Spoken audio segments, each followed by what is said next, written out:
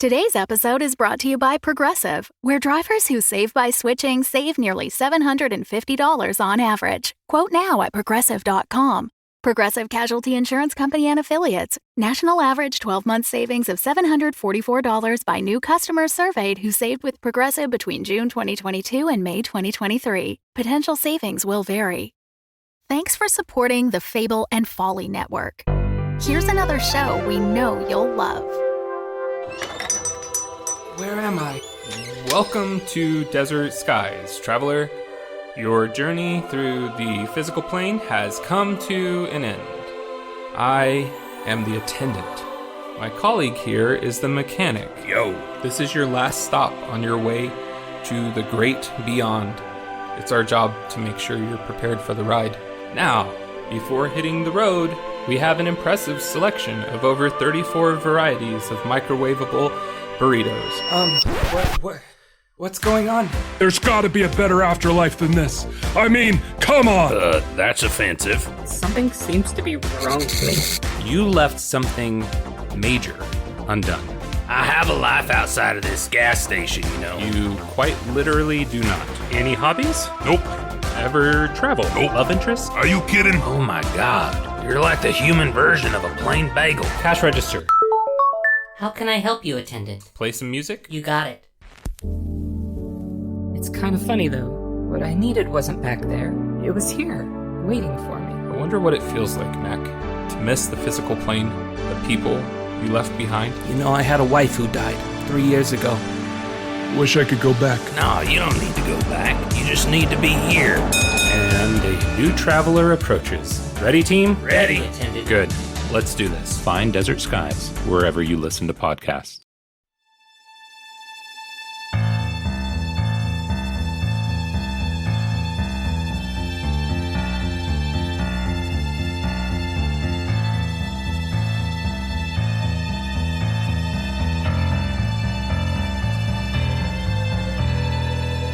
The four elementals are down by half. Hiram was murdered early on, and Maryanne was beaten to nothing by the Blowhole goons. Speaking of the Blowhole gang, let's catch up with Pirate Penny and her lackeys. They are currently in the sewers below Wall Street. Place the barrels there. Yes, Pirate Penny? Those fools never knew when they built the sewers that we'd commandeer them for a noble purpose. I guess it's the one benefit of that cholera outbreak. Oh, that and my cousin inherited a mint when his folks croaked from the cholera. Oh, what kind of mint? Spearmint. Oh. Hey, that's a good mint. I guess. Enough talk of mint. Lash the barrels together. This shall provide a suitable hidey hole until we activate them. How do you activate a barrel? It's not the barrel, rather what's in the barrel. The oil? Yes, all part of the plan. How is it that whale oil, olive oil, and crude oil are all oil? It seems like they ain't similar at all. Well, them's all liquids. So is water, rum, and lava, but hey, I'm only drinking one of them. Right, but... Didn't your parents teach you anything? Oil is any non-polar chemical substance that is both a water-fearing and fat-loving liquid at room temperature. My brother and I would... No, there's no time for the mawkish remembrances of oil talk. Finish tying up the barrels and meet back at the lair. I like that she's a hands-on leader. Not all leaders would go with you into a sewer. Hey, I'd like to get hands-on with her. Whoa. Hey, reducing her down to her parts is retrograde, and beneath you, Mitch, you have a daughter. You want a velvet spanker drooling over her when she's leading a gang? You're right. What's the deal with room temperature anyway? I've been in a lot of rooms with lots of temperatures, and don't get me started on the seasons. Here we go with you and the seasons. Hey, I'm just saying, in order of hotness and temperature, it goes summer, spring, fall, winter. But in terms of hotness and looks, it's fall, spring, winter, summer. That's crazy. Spring is way hotter than fall. Imagine spring's eyes on summer's calends. Oh, am I right? Their conversation degrades into vulgarity very quickly, and even for goon talk, it's quite blush-inducing.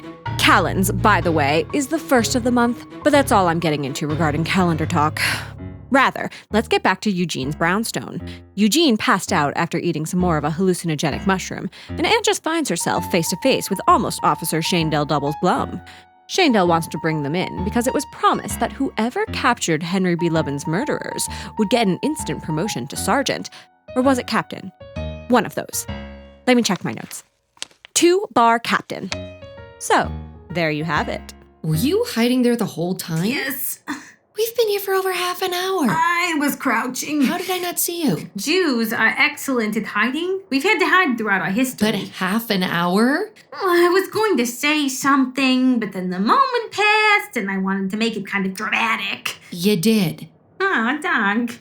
So, I guess it was worth it. Though I do have a clinum cramp. You should stretch before you crouch. Say that now. Where were you half an hour ago? Here. Oh, right. But no more of this delightful banter.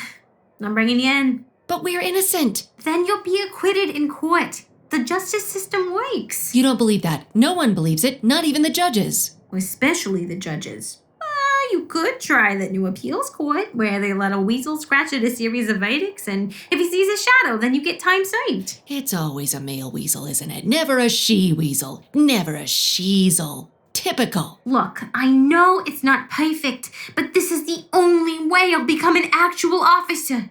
No one takes me seriously. Not at the station, not even at my shul. We were supposed to have Goima Oima hit a baseball in celebration of the end of the counting of the Oima, but I messed up the days. So my shoma of the Goima Oima Homa over Lag Bayoma was a Hayoma Bona. So you understand my predicament. No. And yes, we all are captive to our past, our mistakes, our lives. You know, I am sexually and emotionally attracted to plants. That I did not know. Oh, Well, the sapling is out of the burlap now. I thought you were with me when I told Eugene. No. Oh, that was Big Stick. Who? Crime-fighting hero? Neat. But go on about your Grinch stuffing. It dominated me for so long.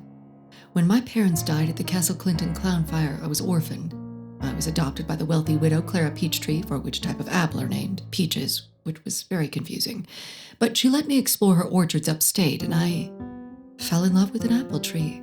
We carried on our affair in secret until one night Clara caught us mid-coitus. How?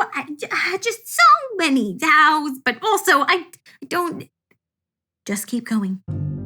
She made Purvis, her manservant, cut the tree down right in front of me. I pushed away my feelings, turned them toward the botanical pursuits. I theorized if I could shunt my passions toward studies scientific, I could turn my sickness into something useful. I was the first female graduate at the botany school at Rutgers, and I earned a doctorate, which they were unable to award me because it is illegal for a woman to hold a doctorate in New Jersey. And yes, there was a law saying goats could be doctors, but not women. Only Jersey understands Jersey, as they say. Clara died and left me her fortune. Most of it was kept in convertible bonds and erotic silverware. I sold off the phallic forks to fund my education in Europe. In Zurich, I was able to earn a special doctorate in corsetry from the Radical College of Women's Arts, so I could call myself a doctor. It was demeaning, but I wanted the title.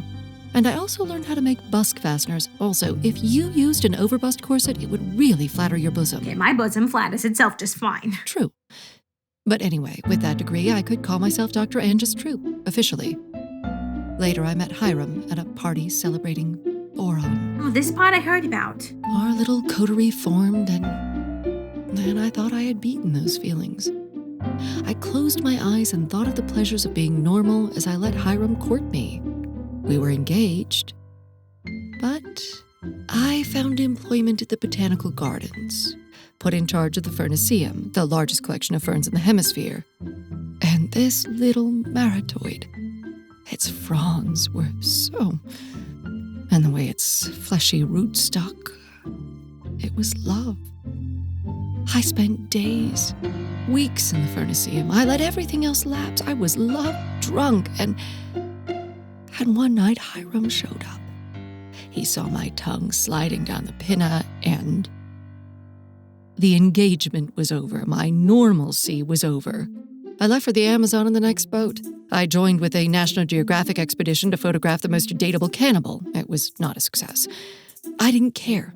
I only cared about the jungle, about pushing myself to find the most vicious, the ugliest of plants, choking vines, poisonous blooms, razor-sharp grass. The acid of a spitting orchid took my eye, but I still pressed on. Terrible. I wanted to hate every carbon dioxide-needing, sun-loving vegetable. But instead, the plant kingdom's beauty filled me. The fields of flowers, the sunlight through a canopy of trees, the lily pads. So I traveled further. I traversed the world, pushing my truth deep inside me as I saw the first blades of spring grass on Mount Ararat. The fireweed turned the Alaskan hills purple, smelled the Yedea Debe blooms that signaled the coming of mescal in Abyssinia. And I hated myself. So I decided to hunt the rarest and most feared of plants. Poison ivy? Hardly. No. The Uzbek snapper. It was rumored to grow in the Kizilkum Desert. The Uzbek snapper, according to legend, was said to growl like a jackal and bite like a shark. It was believed to be only a myth until I found it. When I discovered it, I was broken, tired, exhausted. My guide had run off days ago with my camels and supplies, left me to die. I staggered the wasteland, praying for death through blistered lips and a bone-dry tongue. I finally collapsed on a small outcrop of rocks. My breaths shallow, the blood pounding in my ears. But I could hear something. A low snarl. I turned, and there it was. The Uzbek snapper. It was like a giant fly trap, its stalk undulating back and forth. I reached out toward it, and in one quick bite it took my hand. But then, slowly, a warm, milky sap ran down its leaves and into my mouth. I had fed it my hand, and now it was feeding me. It saved me. It kept producing the sap and leaking it into my mouth for days until I was strong enough to get to my feet. I was going to take the snapper with me, but it had turned brown and brittle. It gave up all its nutrients so I could live. I don't know why. I was found by some wandering Tartars, and they brought me to Tashau's. On the long voyage home, I accepted myself, and here I am. But you didn't tell anyone. I'm sure Hiram told Maryanne, and Eugene is Eugene, so it's not a straight and easy path. But they all accepted you. Hiram took it hard. He named a species of fish after me. Oh, but that's nice. A species of hagfish. Not so nice, maybe. Science trumps the personal. Sounds like science is personal. So you're with the plants. What about Eugene? Is he seeing anyone? No. Why? Just covering my corners. But for a fish, he's not so bad. You have to let us stop Project Lane Whale. I'm not sure what it is or how it is, but we need to stop it. Yeah, I know. Look, I want to be an officer, but not like this. Not this way. Let me know how I can help. Right now, I need some sleep. You go ahead. I'll watch the streets. So sein mit Mazel in your quest. And Shaindel left, giving up her chance at an instant promotion. Anjus went to bed, but not before taking the small cactus on Eugene's desk with her. Who are you, my prickly friend? The Fable and Folly Network supports creators of exceptional audio stories, including the one you're listening to right now. If you love our shows, we want to hear from you. Complete our listener survey at fableandfolly.com/survey. This will help us learn more about you, what you like, what you'd like to hear more of, and how we can maintain an inclusive, safe atmosphere. As a thank you for your participation, we have extras and behind-the-scenes content from your favorite shows. Fans make the network what it is. Thanks for listening, and we can't wait to hear from you. Find our listener survey at fableandfolly.com/survey today. Looking to get out of the ads and back to the story? Fable and Folly Plus is a new way to support the creators you love. The podcast you're listening to right now and more than 60 others can be heard ad-free for as little as $4 a month by visiting fableandfolly.com/plus. And now you'll start to see Fable and Folly Network shows are offering bonus content to all existing and new supporters. Find exclusive new episodes from shows like Civilized and Realms of Peril and Glory. Fable and Folly Plus. Sign up today at fableandfolly.com/plus. Eugene was still sleeping. He looked serene and peaceful, but his mushroom-infected mind was racing. He was dreaming. A mad fungus dream. Let's see what's going on in that weird noodle of his. Eugene was on his desk, but his desk was surrounded by water. He was in his study, but also at sea in that way that dreams sort of make sense and not make any sense. Various bits of his room float by. A bookshelf, a table, his ice cream bowls. Eugene peers into the water. A mermaid that looks like Maryanne is swimming around happily.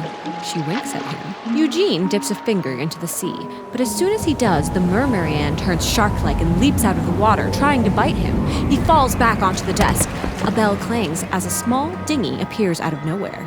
It's being towed by several decomposing seagulls.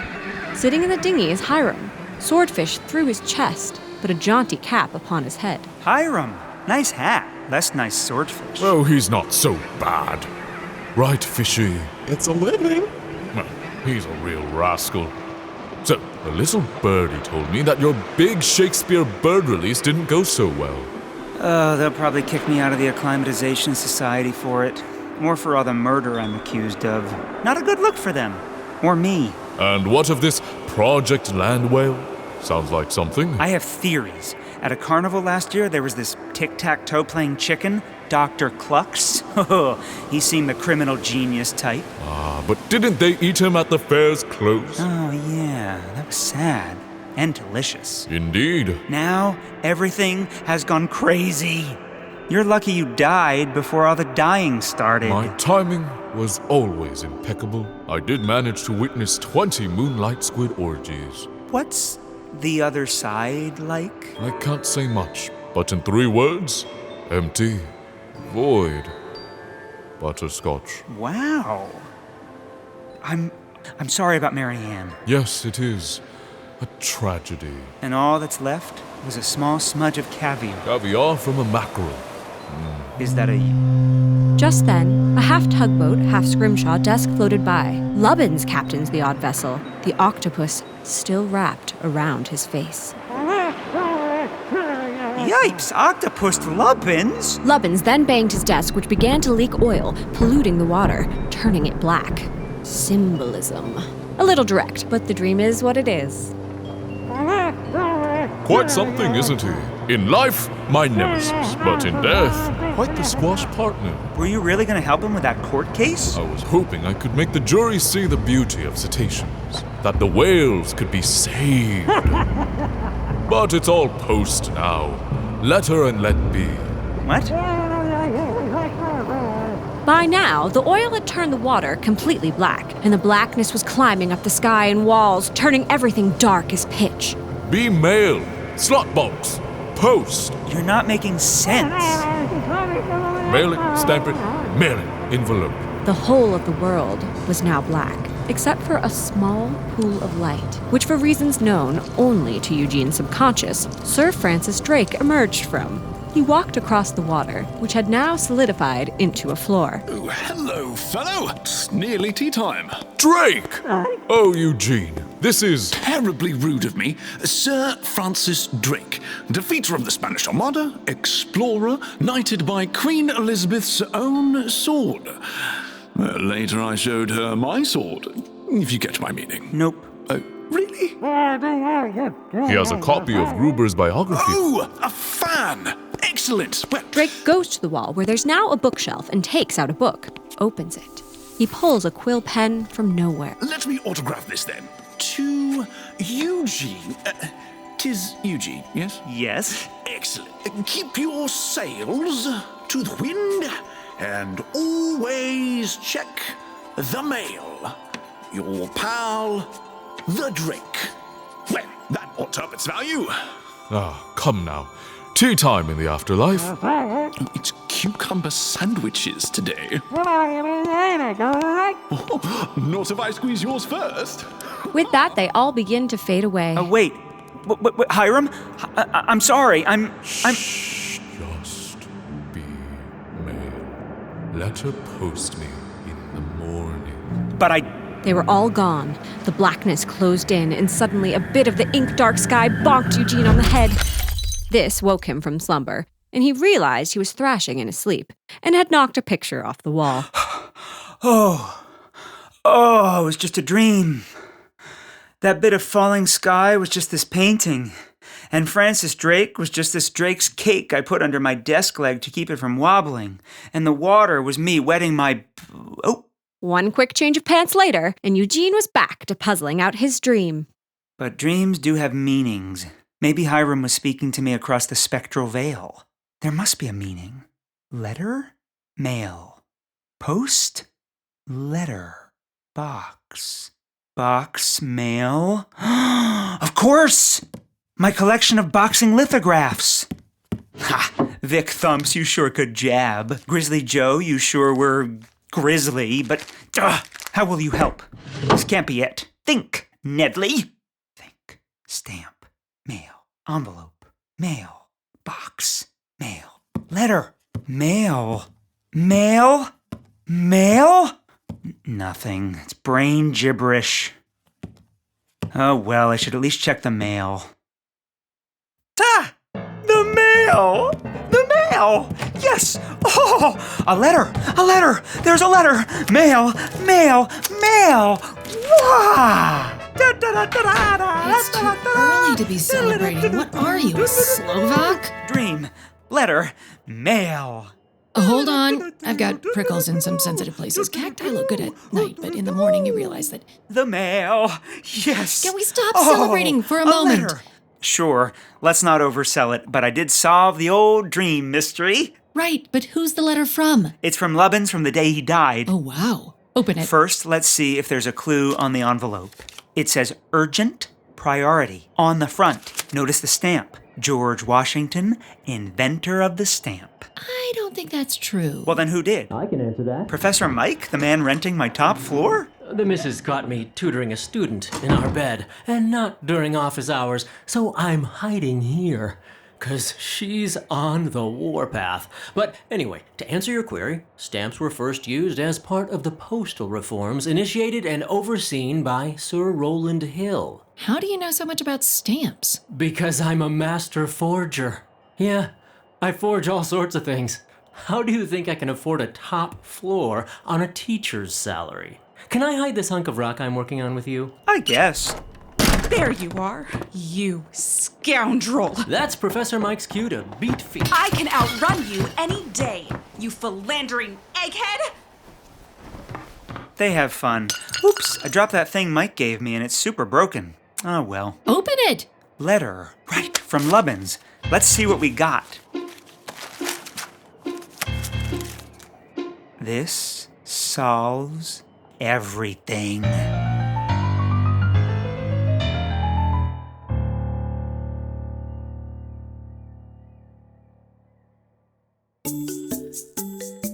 The Landwell Murders is a Roy Gold production. It was written by Jonathan A. Goldberg with music by Matt Roy Berger. It was directed by James Oliva and mixed by Martin D. Fowler. Have you checked out our awesome Teed shirts and other cool merch at our Tee Public store? Do it! Please? It really helps out the show and pays for my peppercorn hobby. I just can't stop putting peppercorns between my fingers. In every color! My family won't even talk to me anymore.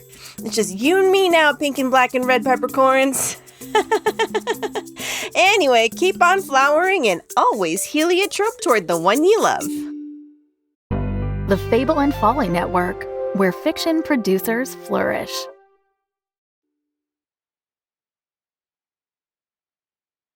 I can't help the feeling that I'm becoming a little more unhinged the more time I spend in the booth today. And I think it's working. I think it's working for Hiram. You know, Hiram, flashback Hiram, dream Hiram. Probably about to jump off a building and then disappear into the endless void forever unless you cling onto his memory, Hiram. Yeah.